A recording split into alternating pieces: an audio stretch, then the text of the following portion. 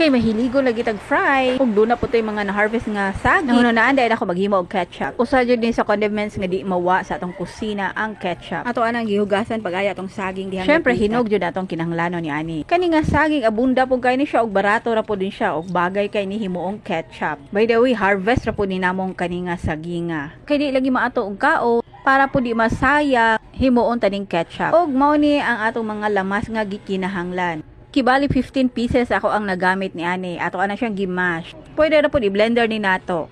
After nato na mash, ato ada na siyang gisote ang atong mga lamas. Kay way pud na ma-preserve ang atong ketchup. Gisunod na natong lunod ato ang gimash nga banana. Nagbutang pud kog paprika. Nagbutang pud tag sugar. Then gitimplahan nato siya asin o pepper.